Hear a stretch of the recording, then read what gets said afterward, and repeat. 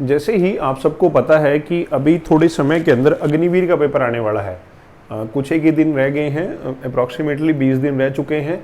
20 दिन के बाद आप लोग देखोगे कि अग्निवीर के पेपर स्टार्ट हो जाएंगे।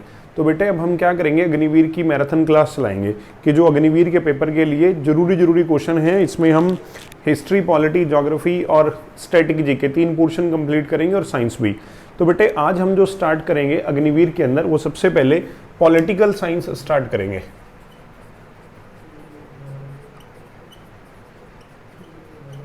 अग्निवीर के लिए जो जरूरी कौन सा टॉपिक है पॉलिटिकल साइंस का, जो भी मेन क्वेश्चंस है पॉलिटिकल साइंस से वो पढ़ेंगे। तो सबसे पहले फर्स्ट पे हमें पता है कि जो पॉलिटिकल साइंस है, जिसे भारतीय राज्य व्यवस्था बोला जाता है, इसके अंदर हम जो लोग पढ़ेंगे, सबसे पहले पढ़ेंगे भारत का संविधान। क्या पढ़ेंगे बेटे? भारत का संविधान। अब एक बहुत सिंपल सी चीज, हमारे देश का जो संविधान है ये 26 जनवरी 1950 को क्या करा गया? लागू करा गया। 26 जनवरी 1950 को क्या करा गया बेटे? लागू करा गया।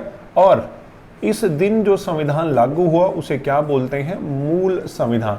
तो अग्निवीर के पेपर में मैंने बहुत बार देखा है कि इस टॉपिक से क्वेश्चन आते हैं कि हमारा जो मूल संविधान है, हमारा जो कौन सा संविधान है बेटे? मूल संविधान, उसमें कितने अनुच्छेद हैं? उसमें अनुच्छेद हैं 395। आर्टिकल कितने हैं? 395। उसके बाद बेटे भाग कितने हैं? उसमें कितने भाग? अब जो ये भाग हैं, जिसे हम लोग पार्ट्स बोलते हैं, क्या बोलते हैं? पार्ट्स। भाग कितने हैं? 22। इसके अलावा इसमें हमारी 8 अनुसूचियां हैं। 8 क्या है बेटे? अनुसूचियां, जिसे क्या बोला जाता है? शेड्यूल बोला जाता है। और इसके अलावा एक है प्रस्तावना, जिसे क्या बोला जाता है? प्रियम्बल। बेटे अग्निवीर के बच्चों के लिए इस प्रस्तावना से भी बहुत बार कुछ क्वेश्चन देखे गए हैं। प्रस्तावना को भारतीय संविधान की कुंजी बोला गया है। पेपर में एक बार देखा गया, क्वेश्चन किया है कि भारतीय संविधान की कुंजी किसे बोला जाता है? तो भारतीय संविधान की कुंजी किसे बोला गया है? प्रस्तावना को बोला गया है।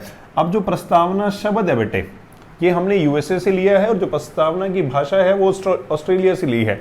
तो एक बार ये क्वेश्चन भी आया कि भाषा कहां से ली है? भाषा ली है ऑस्ट्रेलिया से।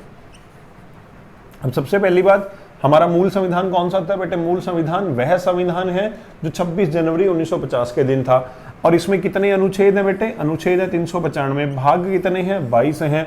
अनुसूचियां कितनी हैं? 8 हैं। और एक प्रस्तावना है, और प्रस्तावना क्या बोला जाता है? संविधान की कुंजी। आज हम जो भी इसमें से मेन सिर्फ अग्निवीर के पेपर के लिए वो देखेंगे। सबसे पहले आज हम देखेंगे कि जो आर्टिकल नंबर 1 से लेके 4 है बेटे, आर्टिकल नंबर किससे? 1 से लेके 4, इसमें बताया जाता है संघ। इसमें किसके बारे में बताया जाता है? संघ व राज्य क्षेत्र। संघ व राज्य क्षेत्र। सबसे पहले आर्टिकल नंबर 1 कौन सा बेटे? आर्टिकल नंबर 1 में क्या बोला गया है? भारत अर्थात इंडिया। भारत अर्थात इंडिया राज्यों का संघ है। भारत अर्थात इंडिया किसका संघ है बेटे? राज्यों का संघ है।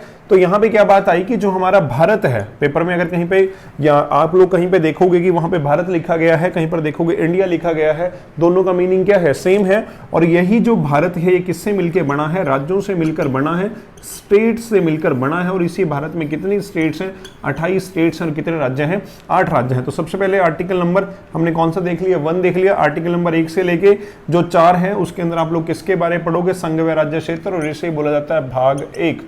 बेटे यहाँ पे हम सिर्फ मेन आर्टिकल पढ़ेंगे, इंपोर्टेंट आर्टिकल पढ़ेंगे, क्योंकि आपका पेपर जो है वो बहुत नजदीक आ चुका है। पेपर को देखकर ही आपके लिए क्या मैराथन क्लास क्या करी गई है? स्टार्ट करी गई। अब यहाँ पे जो आर्टिकल नंबर 2 है, कौन सा? या आर्टिकल नंबर बेटे 5 से 11। आर्टिकल नंबर कौन सा बेटे? 5 से 11।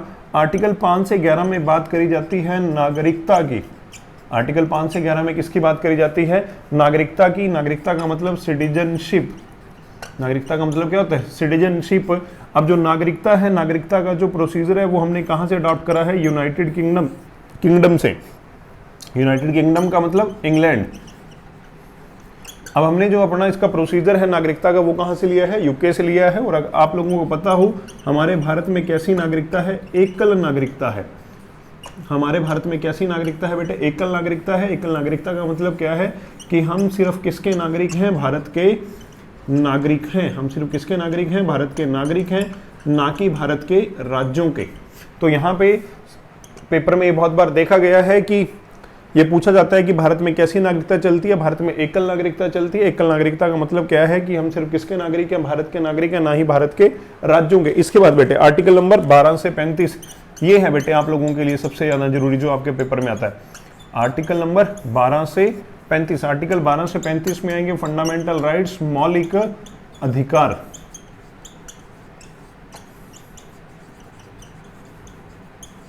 आर्टिकल नंबर 12 से 35 में क्या आएंगे, फंडामेंटल राइट्स आएंगे, मौलिक अधिकार। सबसे पहले आपको क्या बताया कि जो भारतीय संविधान है इसमें मूल संविधान कौन सा है, मूल संविधान वो है बेटे जो 26 जनवरी 1950 के दिन था। और इसमें कितने अनुच्छेद हैं, 395 अनुच्छेद हैं, भाग कितने हैं, 22 हैं, अनुसूचियां कितनी हैं, 8 हैं। और बेटे एक प्रस्तावना है, और जो ये प्रस्तावना है, प्रस्तावना को ही भारतीय संविधान की क्या बोला जाता है, कुंजी बोला जाता है। और बेटे यहाँ पे हमने क्या देखा कि आर्टिकल नंबर 1 से 4 को क्या बोला जाता है, संघ व राज्य क्षेत्र। आर्टिकल नंबर 5 से 11 को क्या बोला जाता है, नागरिकता। संघ व राज्य क्षेत्र में आर्टिकल नंबर 1 में क्या बोला है, भारत अर्थात इंडिया। राज्यों का क्या है, संघ, मतलब जो हमारा भारत है वो किससे मिलके बना है, स्टेट से मिलके बना है। चाहे भारत में कोई किसी की भी डिमांड करता रहे कि हमें भारत से अलग कर दो, आर्टिकल नंबर ऐसा करने की किसी को भी परमिशन नहीं मिलता, क्योंकि भारत राज्यों का क्या है बेटे, संघ है, जो राज्य कभी भी इसे छोड़कर नहीं जा सकते। आर्टिकल 5 से 11 में आएगी नागरिकता। नागरिकता का मतलब होता है सिटीजनशिप। अब जो नागरिकता का कॉन्सेप्ट है वो हमने कहाँ से अडॉप्ट करा, यूके से अडॉप्ट करा। अब जो नागरिकता है यूके से अडॉप्ट करा। हमारे भारत में कैसी नागरिकता चलती है, एकल। एकल का मतलब क्या है, हम सिर्फ किसके नागरिक हैं, भारत के नागरिक हैं, ना ही भारत के राज्यों के। इसके बाद आर्टिकल नंबर 12 से 35, 12 से 35 में हम देखेंगे फंडामेंटल राइट्स आएंगे, मौलिक अधिकार। अब बेटे जब फंडामेंटल राइट्स पढ़ते हैं, मौलिक अधिकार पढ़ेंगे, तो हम लोग देखेंगे कि हमने जो मौलिक अधिकार हैं वो कहाँ से लिए हैं। अग्निवीर के पेपर में बहुत बार देखा गया है कि मौलिक अधिकारों से क्या आते हैं बेटे, क्वेश्चन आते हैं। जैसे कि आर्टिकल नंबर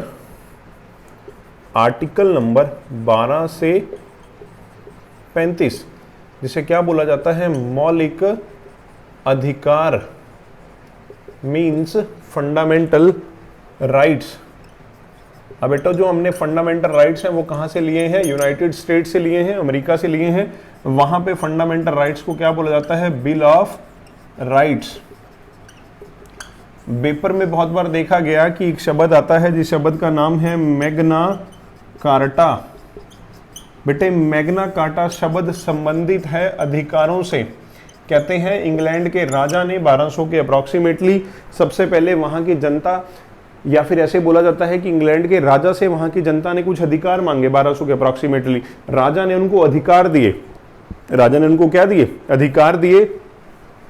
जब राजा ने अधिकार दिए तो एक शब्द का प्रयोग करा बेटे, एक शब्द का क्या करा, प्रयोग करा।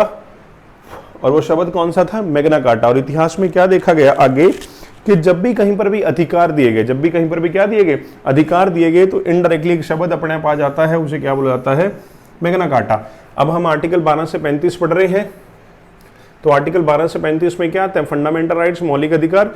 तो बेटे यहाँ पे आप इनडायरेक्टली कौन सा शब्द देखोगे, मैग्ना कार्टा। तो पेपर में कई बार देखा गया है कि भारतीय संविधान का मैग्ना कार्टा किसे बोला जाता है, भारतीय संविधान का मैग्ना कार्टा किसको बोला जाएगा, मौलिक अधिकारों को। अब ना हमने ये देखना है कि जो हमारे फंडामेंटल राइट्स हैं इनकी संख्या कितनी है।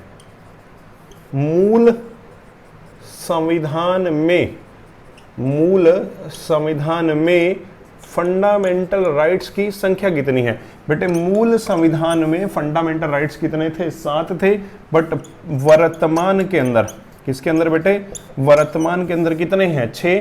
तो बेटे एक क्या कर दिया, खत्म कर दिया, एक क्या कर दिया, खत्म कर दिया। और इसे खत्म करा गया संसद के द्वारा, पार्लियामेंट के द्वारा। किसके द्वारा, पार्लियामेंट के द्वारा।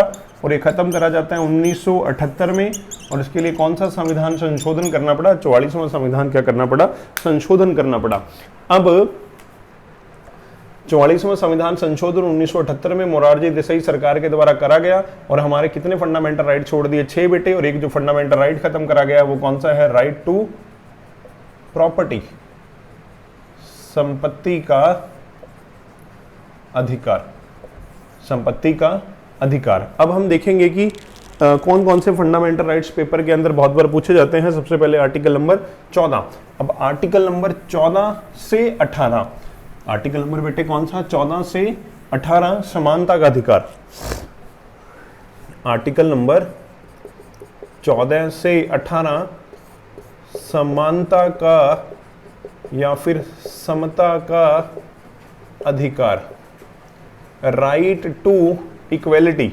राइट टू इक्वेलिटी मतलब आर्टिकल 14 से 18 जब आप लोग पढ़ोगे तो इसमें किसकी बात करी जाएगी, समानता की बात करी जाएगी। बेटे आर्टिकल नंबर 14 कौन सा, आर्टिकल नंबर 14 क्या बोलता है, भारत का कानून सभी के लिए एक समान है।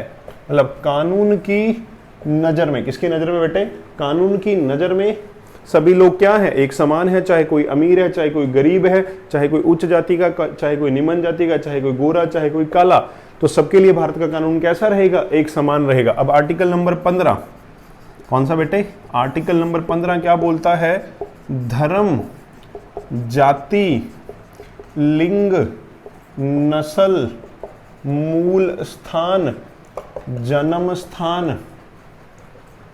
स्थान के आधार पर भेदभाव नहीं होगा। मतलब इसमें क्या बोल दिया, किसी भी व्यक्ति का, उसको रिलीजन, उसकी कास्ट, मेल या फीमेल, गोरा या काला, जिस जगह पे उनका जन्म हुआ है या जिस जगह से वो लोग बिलोंग करते हैं, उनके आधार पर, इन बेसिस पर किसी से भी क्या नहीं किया जा सकता, डिस्क्रिमिनेशन नहीं किया जा सकता, भेदभाव नहीं किया जा सकता, क्योंकि भारत में सभी लोग क्या है बेटे, एक समान है। आर्टिकल नंबर 16, आर्टिकल नंबर 16 में क्या बोला गया है, लोक नियोजन की व्यवस्था। मतलब सभी लोग किसके लिए अप्लाई कर सकते हैं, सरकारी नौकरी के लिए अप्लाई कर सकते हैं। जो टर्म्स एंड कंडीशन है वो क्या करनी पड़ेगी, फुलफिल करनी। आर्टिकल 14 क्या बोलता है, भारत का कानून सबके लिए एक समान। आर्टिकल 15 क्या बोल रहा है, धर्म, मतलब कोई हिंदू है, कोई मुस्लिम है, कोई सिख है, कोई अपर कास्ट है, कोई लोअर कास्ट, लड़का या लड़की, गोरा या काला, किसी का जन्म नॉर्थ इंडिया में हुआ या साउथ इंडिया में हुआ, इन सब पॉइंट्स के आधार पे आप किसी से भी डिस्क्रिमिनेशन नहीं कर सकते, भेदभाव नहीं कर सकते। आर्टिकल नंबर 16 में क्या बोल दिया कि गवर्नमेंट जॉब के लिए सभी लोग क्या कर सकते हैं, अप्लाई कर सकते हैं। आर्टिकल नंबर 17 अति महत्वपूर्ण, सबसे ज्यादा जरूरी आर्टिकल। आर्टिकल 17 में क्या बात बोली गई है, end of untouchability. End of untouchability मतलब छूत का अंत, अस्पृश्यता का अंत, अस्पृश्यता का अंत। मतलब भारत में आप किसी भी व्यक्ति को उसकी जाति के आधार पर गलत नहीं बोल सकते। आर्टिकल 17 में क्या बोला गया है कि जो भारत में अनटचेबिलिटी चलती थी गुलाम भारत के अंदर, अब वो जब हमारे देश का संविधान लागू करा गया तो उसमें समानता की बात करेगी। क्या बोल दिया कि भारत में आप किसी भी व्यक्ति के साथ उसकी जाति के आधार पर किसी भी तरह से भेदभाव नहीं करोगे। आर्टिकल नंबर 18 बेटे, article number 18 end of titles, end of titles, उपाधियों का अंत। मतलब बेटे भारत में कोई राजा, महाराजा इत्यादि शब्दों का प्रयोग नहीं करेगा। तो क्या बोल दिया, जो गुलाम भारत है, गुलाम भारत के अंदर भारत में राजा बनते थे, महाराजा बनते थे। अब गुलाम भारत में जो राजा महाराजा थे इत्यादि शब्दों का प्रयोग आजाद भारत में नहीं करा जाएगा। 14 में भारत का कानून सभी के लिए एक समान। आर्टिकल 15 में धर्म, जाति, लिंग, नस्ल, मूल स्थान के आधार पर भेदभाव नहीं होगा। सरकारी नौकरी के लिए अप्लाई करो। क्या करो, अनटचेबिलिटी को क्या करो बेटे, खत्म करो, अनटचेबिलिटी नहीं चलेगी। आर्टिकल 18 क्या होगा, एंड ऑफ टाइटल्स होगा, उपाधियों का अंत होगा। तो बेटे आर्टिकल 14 से 18 में हमने किसके बारे देखा, समानता के बारे देखा कि भारत में सभी लोग कैसे हैं, एक समान है। आर्टिकल नंबर 19 से 22,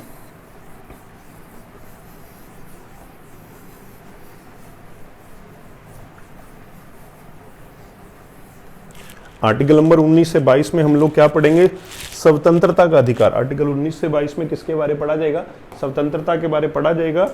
और आर्टिकल नंबर 19 से 22 स्वतंत्रता का अधिकार, राइट टू फ्रीडम। आर्टिकल 19 से 22 में हम लोग किसकी बात करेंगे बेटे? स्वतंत्रता की बात करेंगे कि हमें भारत में किस तरह की क्या मिलती है बेटे? स्वतंत्रता मिलती है। सबसे पहले आर्टिकल नंबर 19, आर्टिकल नंबर 19 में हमें बोला गया है कि बोलने की स्वतंत्रता, बोलने की स्वतंत्रता। आर्टिकल 19 में किसके बारे में बताया गया है? बोलने की स्वतंत्रता, राइट टू स्पीच। वैसे तो इसे बोला जाता है वाक व विचारों की स्वतंत्रता, कि आपको भारत में किस चीज की आजादी है बेटे? किस बात की आजादी है? बोलने की आजादी है। आर्टिकल नंबर 19 के ये ए पार्ट में है, आर्टिकल नंबर 19 का बी पार्ट, शांतिपूर्वक तरीके से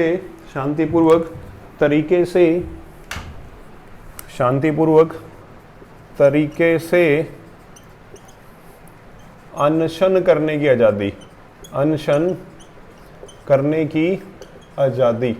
मतलब आप लोगों को बेटे किस चीज का, पहले बोलने की, अगर आपको कोई प्रॉब्लम है तो आप उसके केस में बोल सकते हो, या बोलने का जो अधिकार है वो आर्टिकल नंबर 19A में, आर्टिकल 19 में बेटे RTI, right to information act भी आता है। आर्टिकल 19A में ही मीडिया की आज़ादी है, मीडिया की आज़ादी, राइट टू स्पीच जो मीडिया को दिया जाता है, या राइट टू मीडिया।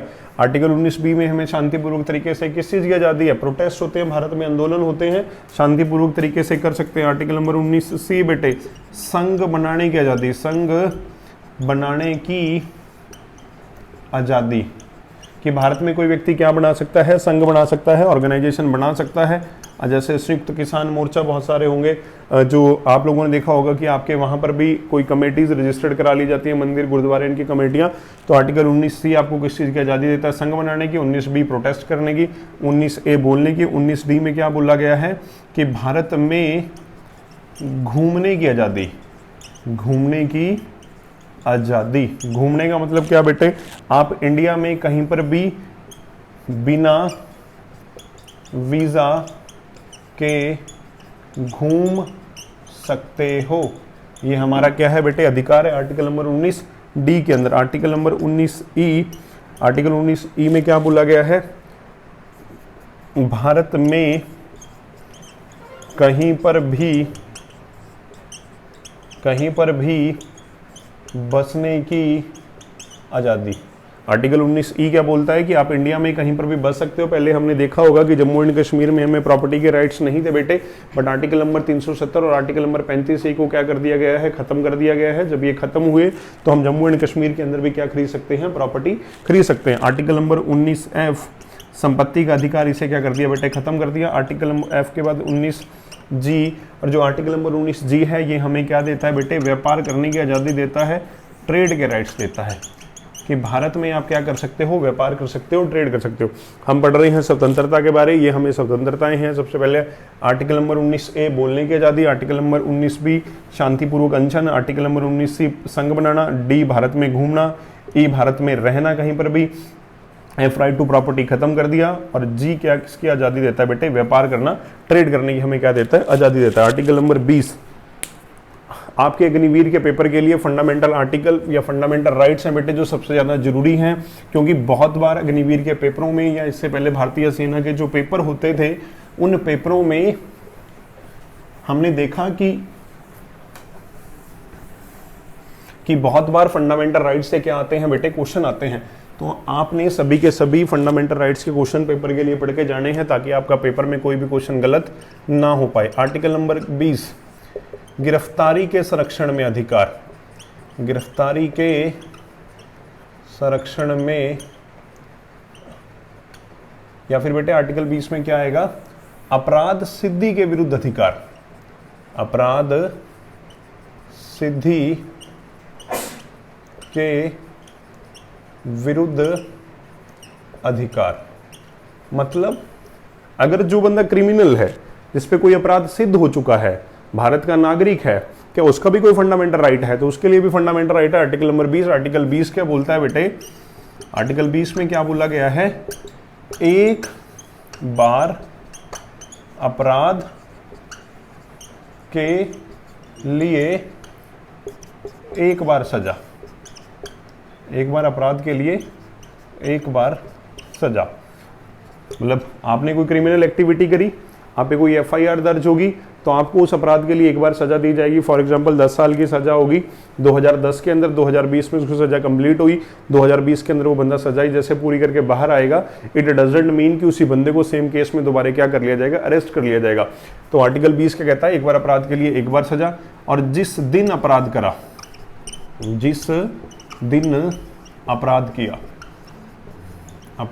किया उस दिन के आधार पर सजा, उस दिन के आधार पर सजा। ये नहीं होगा, इसका मतलब क्या, जिस दिन एफआईआर दर्ज हुई, जिस दिन क्या दर्ज होगी बेटे, एफआईआर दर्ज हुई, उस दिन जो लॉ बनता होगा, जो कानून बनता होगा, वो क्या कर दी जाएगी, सजा दी जाएगी। बाद में चाहे वो कानून में क्या कर दिया जाए बेटे, चेंजेस कर दिए जाएं, उस चीज का आपके ऊपर कोई भी इंपैक्ट नहीं पड़ेगा। आर्टिकल नंबर 21 बेटे, आर्टिकल नंबर 21, जीने का अधिकार, जीने का अधिकार, राइट टू लाइफ। आर्टिकल 21 में हमें किस चीज की बात आती है, जीने का अधिकार, राइट टू लाइफ। मतलब आर्टिकल 21 क्या कहता है कि भारत में सभी लोगों को जीने का अधिकार है। भारत में सभी लोगों को कैसा अधिकार है, जीने का क्या है बेटे, अधिकार है कि भारत में किसी भी व्यक्ति को जबरदस्ती मारा नहीं जाएगा। तभी बेटे आर्टिकल 21 के अकॉर्डिंग ही आप लोग देखोगे हमें स्वच्छ पानी पीना, स्वच्छ वातावरण में रहना, और जो हमारे लिए हॉस्पिटल की फैसिलिटीज़ हैं सब आर्टिकल 21 को ध्यान में रखकर बनाई जाती है, क्योंकि हमारा देश है लोकतंत्र, लोकतंत्र लोगों से बनता है। अगर लोगों की ही मृत्यु होगी तो लोकतंत्र का अस्तित्व नहीं रहेगा। तो आर्टिकल 21 में हमें किस चीज़ का अधिकार दिया गया बेटे, राइट टू लाइफ, प्राण व दैहिक स्वतंत्रता बोला जाता है इसे, प्राण व दैहिक स्वतंत्रता। तो आर्टिकल 20 में किसके बारे आया, अगर कोई बंदा क्रिमिनल है तो उसके क्या क्या राइट्स होंगे, मतलब एक बार अपराध के लिए एक बार सजा, जिस दिन अपराध किया उस दिन के आधार पर सजा। आर्टिकल 21 में क्या बोल दिया, जीने का अधिकार है और इसे बोला जाता है प्राण व दैहिक स्वतंत्रता। आर्टिकल नंबर 22, ये आर्टिकल एक बेटे 21A भी है। आर्टिकल ए कौन सा भी है, 21A। 21A में आएगा 6 साल से लेकर 14 साल तक के, 6 साल से लेकर 14 साल तक के बच्चों को फ्री एजुकेशन दी जाएगी। कैसी एजुकेशन दी जाएगी बेटे, फ्री एजुकेशन क्या करी जाएगी, दी जाएगी। इसके बाद आपके लिए जो सबसे जरूरी आर्टिकल है, आर्टिकल नंबर 22। आर्टिकल 22 में क्या बोल दिया, गिरफ्तारी के विरुद्ध अधिकार, की जो बंदा अरेस्ट हुआ है उसके क्या क्या राइट्स होंगे, गिरफ्तारी के संरक्षण में अधिकार। आर्टिकल नंबर कौन सा बेटे, 22। इसमें आएगा गिरफ्तारी के संरक्षण में अधिकार, जो बंदा अरेस्ट हुआ है उसके क्या क्या राइट्स हैं। तो बेटे सबसे पहले 24 घंटे में कोर्ट में पेशी, मजिस्ट्रेट कोर्ट में पेशी, 24 घंटे में कोर्ट में पेशी,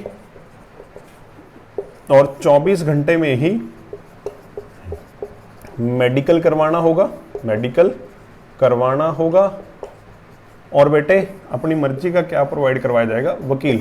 तो यहाँ पे क्या बताया कि कोई बंदा अरेस्ट हुआ, जैसे उसको अरेस्ट करने के लिए हरियाणा पुलिस चली गई बेटे वेस्ट बंगाल, अब यार आने में 2 दिन से ज़्यादा लगे, तो ऐसे में तो 24 घंटे में कोर्ट में पेश करना था। तो क्या बोला गया है, आने जाने का समय काउंट नहीं होगा, आने जाने का समय काउंट नहीं होगा।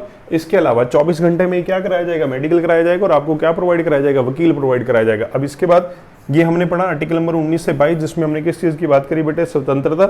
आर्टिकल 19 में हमने देखी बहुत सारी हमें क्या है, स्वतंत्रताएं हैं। आर्टिकल जो 20 है बेटे उसमें किसकी स्वतंत्रता की बात करी गई है, अगर कोई अपराधी है उसकी स्वतंत्रता।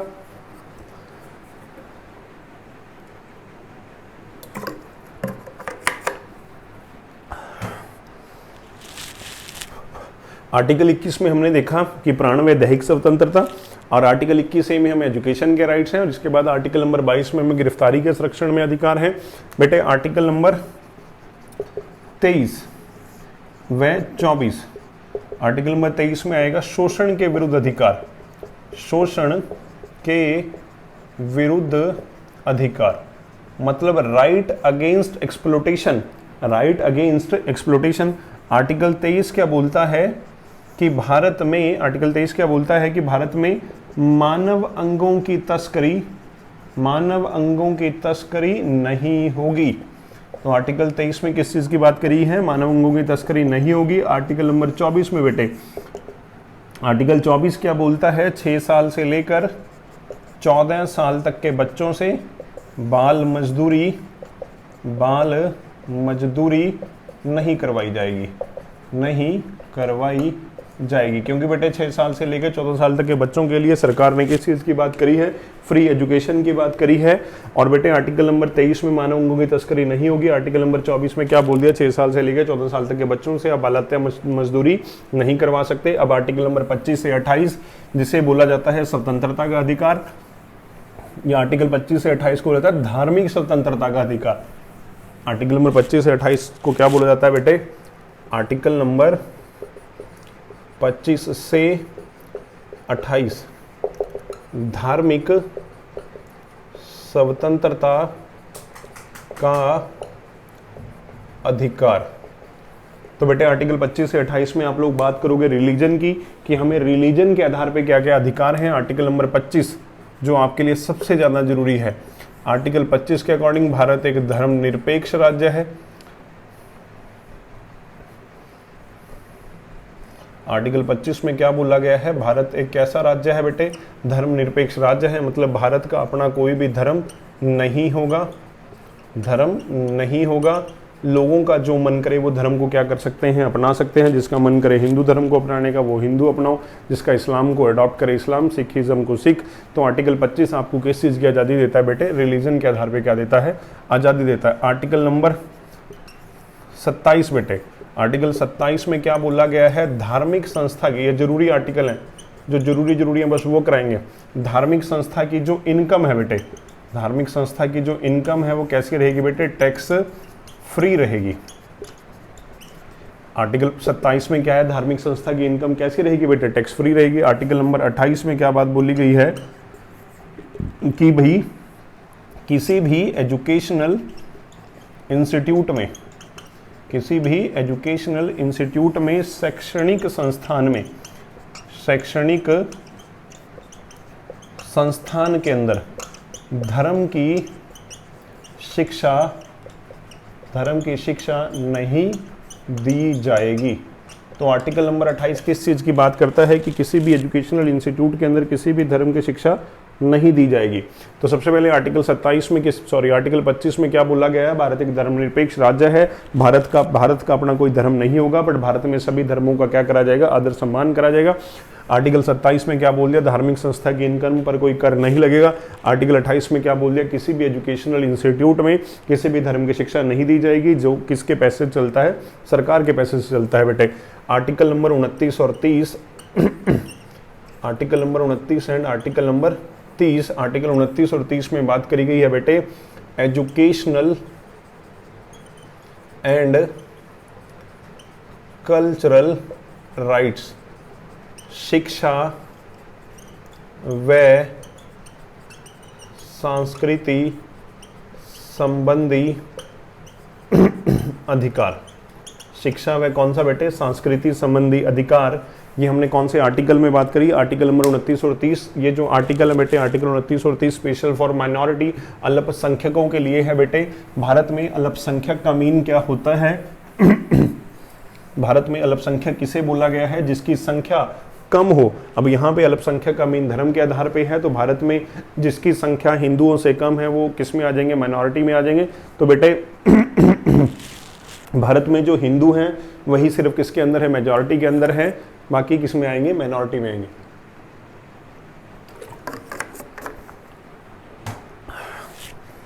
आर्टिकल नंबर 29 क्या बोलता है?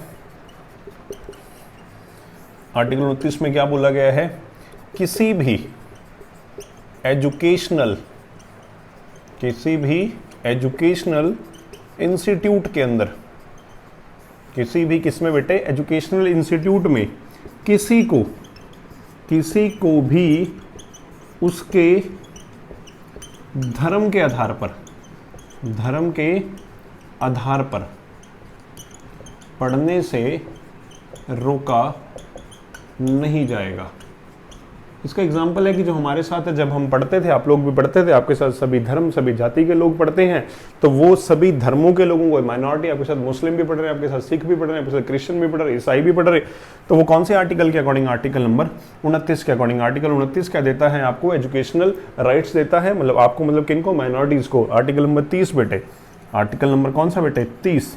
आर्टिकल 30 में क्या बोला? माइनॉरिटीज, कौन बेटे? माइनॉरिटी, अल्पसंख्यक अपने धर्म को सुरक्षित रखने के लिए, अपने धर्म को सुरक्षित रखने के लिए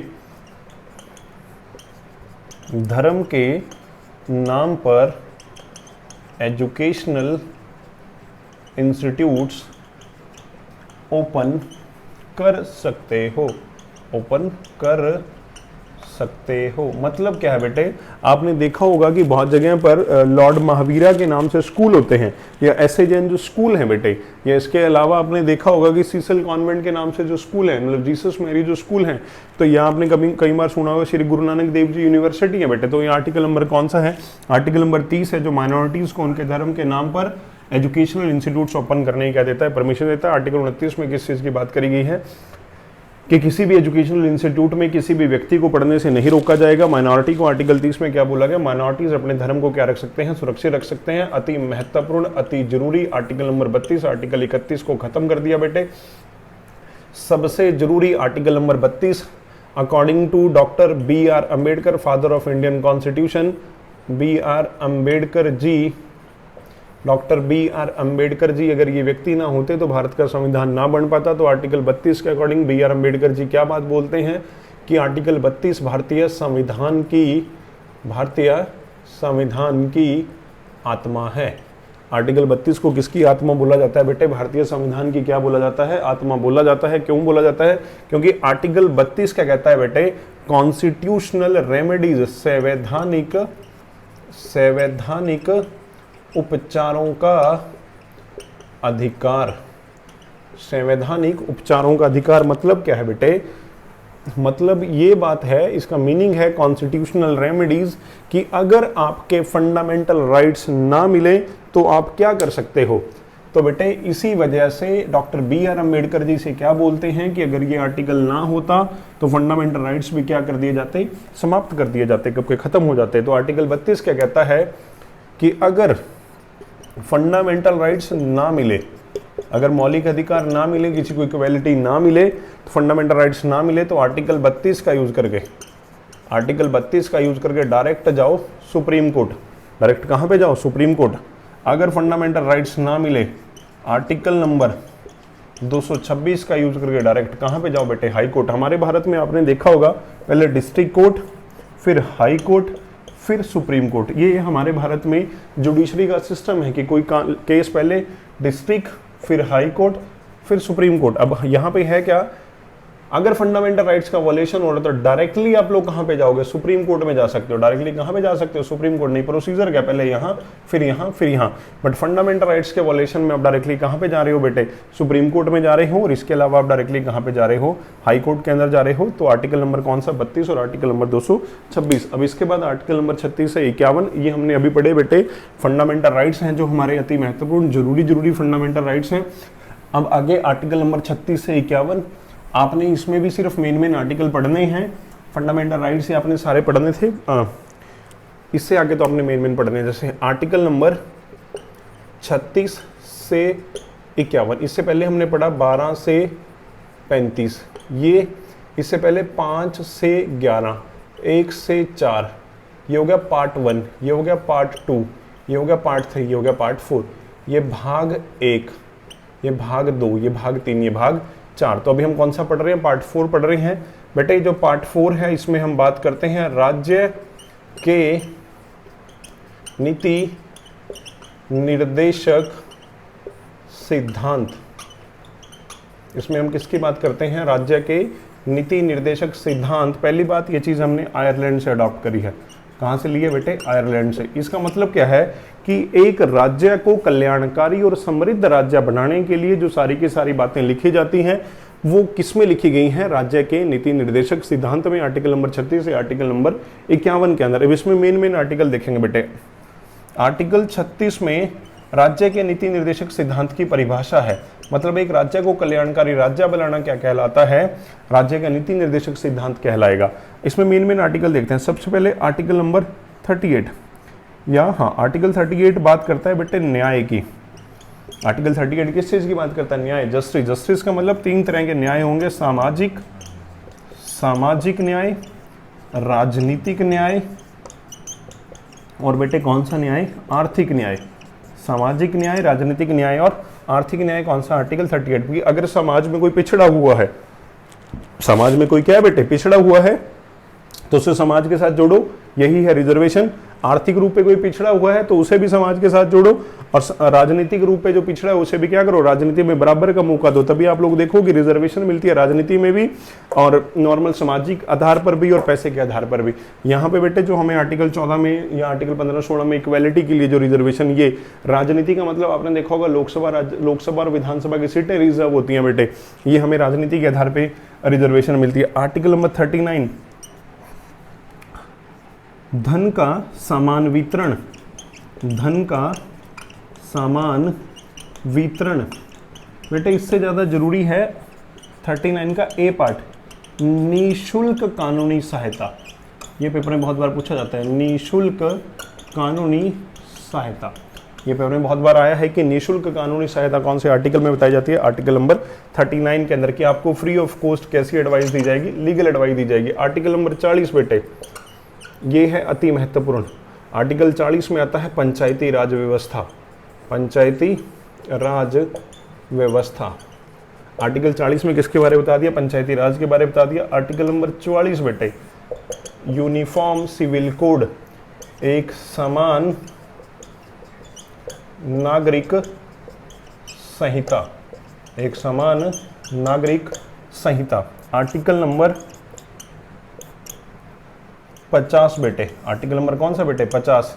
आर्टिकल 50 में बात करी जाती है कार्यपालिका व न्यायपालिका का पृथकीकरण, मतलब न्यायपालिका अपना काम करेगी और कार्यपालिका क्या करेगी? अपना काम करेगी। आर्टिकल नंबर 51 बेटे कौन सा? आर्टिकल नंबर 51 अंतरराष्ट्रीय शांति बनाए रखना, अंतरराष्ट्रीय शांति बनाए रखने में क्या देना? योगदान देना। तो डीपीएसपी से ये जरूरी आर्टिकल है। तो बेटे आज हमने सबसे पहले पढ़ा कि हमारे देश का जो संविधान है 26 जनवरी 1950 को लागू करा गया। इसे मूल संविधान में 395 आर्टिकल हैं, 8 अनुसूचियां हैं, 22 भाग हैं और एक प्रस्तावना है। प्रस्तावना को ही संविधान की कुंजी बोला जाता है। हमने देखा 1 से 4 में राज्यों के बारे, 5 से 11 में नागरिकता के बारे, 12 से 35 के अंदर बेटे किसके बारे? फंडामेंटल राइट्स के बारे, और 36 से 51 के अंदर हमने किसके बारे देखा? राज्य के नीति निर्देशक सिद्धांत के बारे। अगली क्लास के अंदर आपको और भी जो पॉलिटिकल साइंस के इंपॉर्टेंट क्वेश्चन होंगे वो आपको क्या कर दिए जाएंगे बेटे? बता दिए जाएंगे। आज के लिए इतना ही है। Thank you.